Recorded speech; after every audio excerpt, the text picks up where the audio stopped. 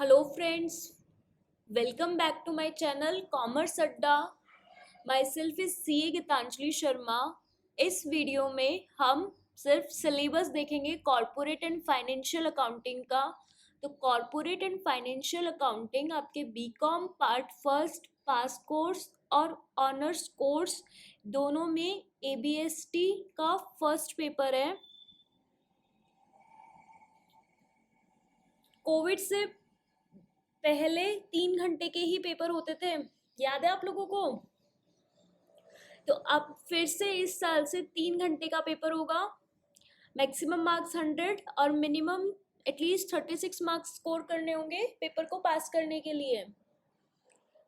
Paper का pattern, paper हर section हर unit paper में 5 units होंगी और हर यूनिट से आपके पास 2 क्वेश्चंस होंगे 20 मार्क्स के, और उस 2 क्वेश्चंस में से एक क्वेश्चन अटेम्प्ट करना होगा.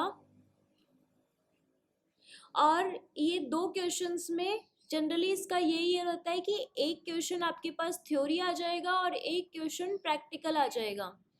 तो आपको और कुछ यूनिट्स में ये भी हो सकता है कि दोनों ही क्वेश्चन प्रैक्टिकल आ जाए.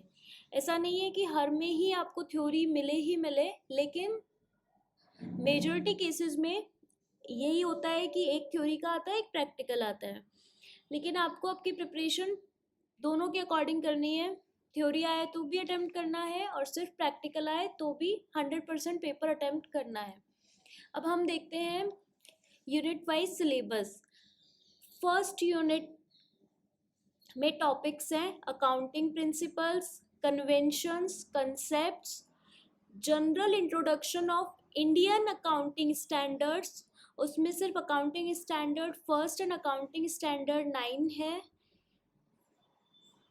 ये तो आपका थ्योरी पार्ट हो जाएगा. अगर प्रैक्टिकल पार्ट की बात करें तो practical issue of shares, issue of right shares, buyback of shares, employee stock option scheme in present scenario and redemption of preference shares. तो इन टॉपिक्स से आपका प्रैक्टिकल क्वेश्चन होगा और इन टॉपिक्स से कुछ थ्योरी भी आ सकती है. तो ये टॉपिक तो हमें करना ही करना है. इशू ऑफ शेयर्स बहुत इंपॉर्टेंट है. इशू ऑफ शेयर्स के साथ साथ एक क्वेश्चन आ जाता है ओवर सब्सक्रिप्शन का, फिर उसमें for feature and re issue की एंट्रीज भी पूछी होती है. तो सबसे ज़्यादा इम्पॉर्टेंट हो जाता है टॉपिक इशू ऑफ शेयर्स. ये है फर्स्ट यूनिट का सिलेबस.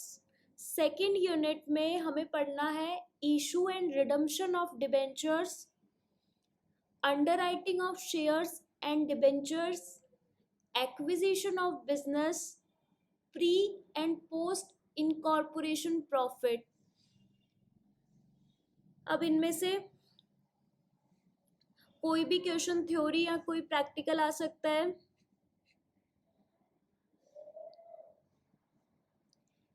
नेक्स्ट यूनिट है final accounts of companies including managerial remuneration, and second topic है disposal of profit and issue of bonus shares. तो या तो क्वेश्चन में प्रैक्टिकल की बात करें तो बोनस शेयर से प्रैक्टिकल आ जाएगा या फिर मैनेजरियल रेम्यूनरेशन से. नेक्स्ट यूनिट है valuation of goodwill and valuation of shares. तो दोनों ही देखा जाए तो प्रैक्टिकल टॉपिक ही है. दोनों में से किसी से भी प्रैक्टिकल क्वेश्चन भी आ सकता है और किसी से भी थ्योरी क्वेश्चन भी आ सकता है. तो हमें वैल्यूएशन ऑफ गुडविल का प्रैक्टिकल भी पढ़ना है एंड वैल्यूएशन ऑफ शेयर्स का प्रैक्टिकल भी पढ़ना है. देखो, अगर आप अच्छा स्कोर करना चाहते हो किसी भी प्रैक्टिकल पेपर में तो आपको हमेशा एटलीस्ट 4 यूनिट्स में तो आपको प्रैक्टिकल ही करने चाहिए. आप पेपर के लिए जब प्रिपेयर करना स्टार्ट करते हो तो आपकी स्ट्रैटेजी आप इस अकॉर्डिंग ही बनाओ कि एटलीस्ट मैं 4 यूनिट में तो प्रैक्टिकल करके आऊँ और वो एटलीस्ट 80-90% तो सही हो. अगर पूरा भी आपका प्रैक्टिकल क्वेश्चन नहीं सही होता तो आपको स्टेप्स के मार्क्स तो मिलते ही हैं. और रिमेनिंग 1 यूनिट में आप थ्योरी भी कर सकते हो, लेकिन कोशिश ये करना कि 4 यूनिट में आप प्रैक्टिकल ही अटेम्प्ट कर रहे हो, और 1 यूनिट में जिसका आप थ्योरी प्रिपेयर कर रहे हो तो उस थ्योरी को भी आप बहुत अच्छे से प्रिपेयर कर रहे हो। एटलीस्ट 14 to 18 पेजेस में तो आप उस क्वेश्चन की थ्योरी लिख ही रहे हो। आपको अच्छे से पता होगा, आप अब बीकॉम फर्स्ट ईयर का पेपर दोगे तो यहाँ पे एक बहुत फेमस चीज़ है जो बोली जाती है, जितने पेजेस भर के आओगे उतने मार्क्स मिलेंगे। थ्योरी में तो पहले ये पूछते पेपर कैसा हुआ, ये नहीं पूछते, ये पूछते कितने पेजेस भर के आए, कि जितने पेजेस आप भर के आओगे पेपर में उतना ही अच्छा आपके स्कोर करने के चांसेस बढ़ जाते हैं।